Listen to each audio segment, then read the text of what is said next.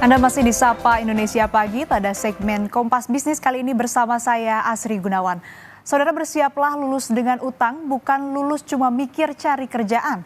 Pemerintah dan otoritas jasa keuangan menggulirkan kembali opsi pinjaman khusus bagi mahasiswa atau student loan berbunga rendah. Gagasan ini diharapkan menjadi solusi atas polemik kenaikan biaya uang kuliah tunggal atau UKT di perguruan tinggi negeri yang kini menjadi perhatian masyarakat luas.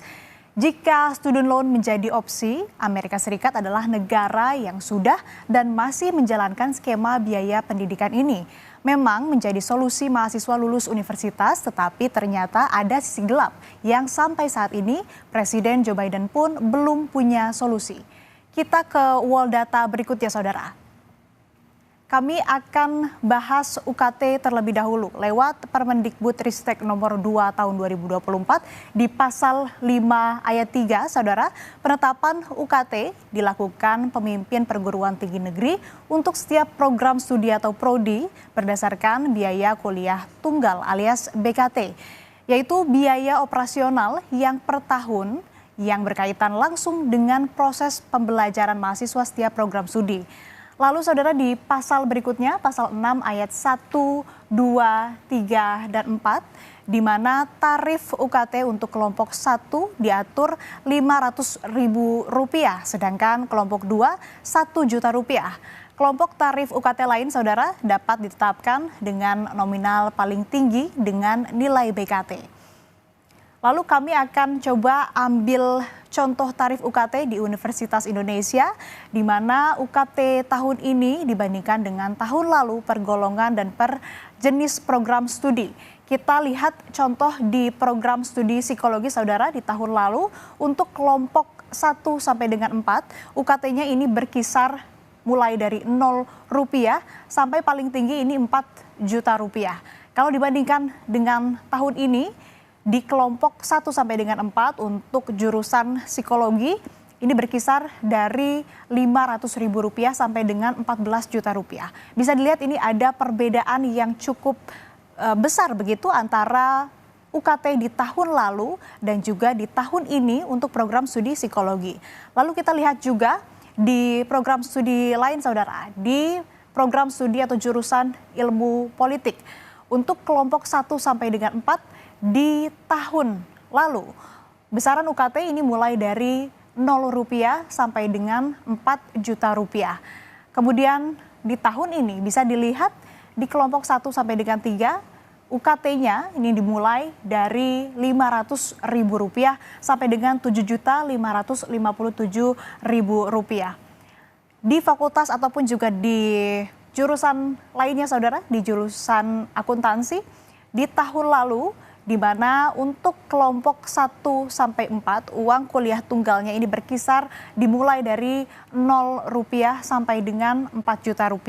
Dan kalau kita lihat, saudara, tidak jauh berbeda dengan program studi lain, ini tentu ada perbedaan nilai uang kuliah tunggal di tahun ini pada program studi akuntansi. Untuk kelompok 1 sampai dengan 4 ini berkisar dari Rp500.000 sampai dengan Rp13 juta. Ini tidak hanya terjadi di Universitas Indonesia, tapi juga di universitas negeri lainnya, saudara. Kita akan lanjut ke wall berikutnya. Perubahan tarif atau tepatnya kenaikan UKT inilah yang akhirnya diprotes oleh mahasiswa.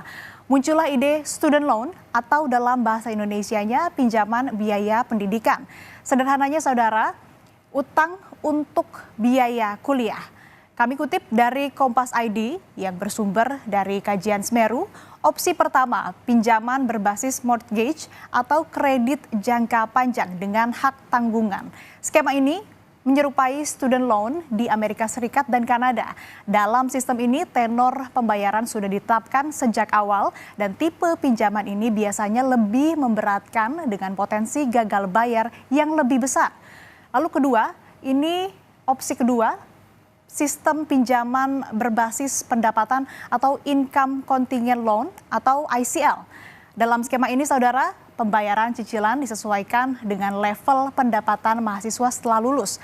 Mahasiswa baru mulai membayar pinjaman setelah pendapatannya mencapai level tertentu.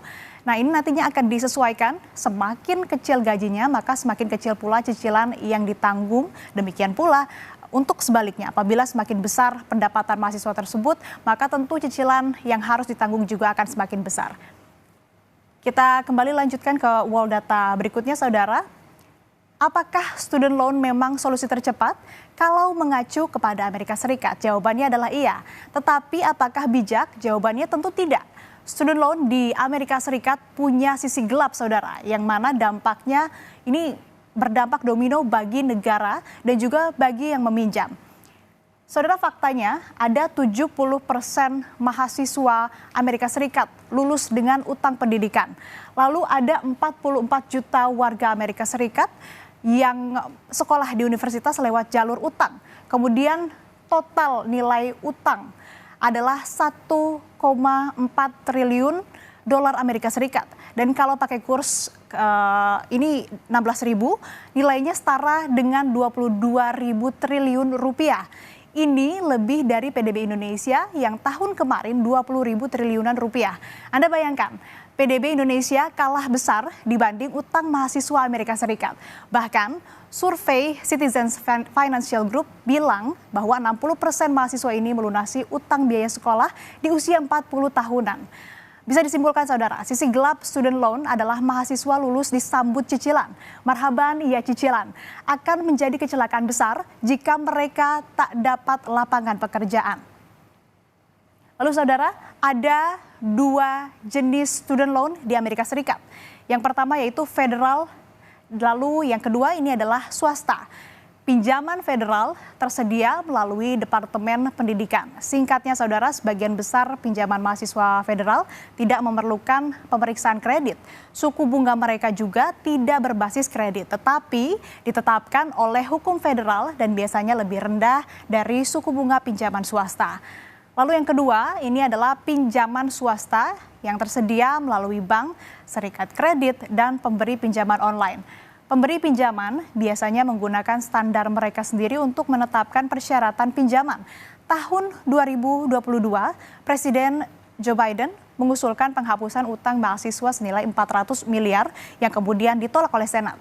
Lulusan mahasiswa utang kini bekerja di banyak sektor, saudara, terutama PNS, dan masih harus menyicil utang. Bagaimana dengan Indonesia? Ternyata skema yang mirip pernah dijalankan tahun 80-an.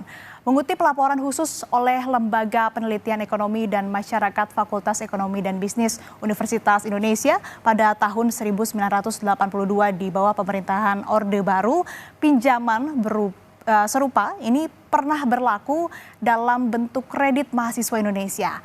Hasilnya adalah kredit macet dan buruknya pengelolaan utang. Itu dia kebimbangan mencari solusi mahalnya UKT, saudara. Mulai dari tadi ada beberapa opsi yang ditawarkan begitu, kemudian juga sisi gelapnya dari student loan untuk membayar UKT yang mahal dan masih menjadi permasalahan itu sendiri.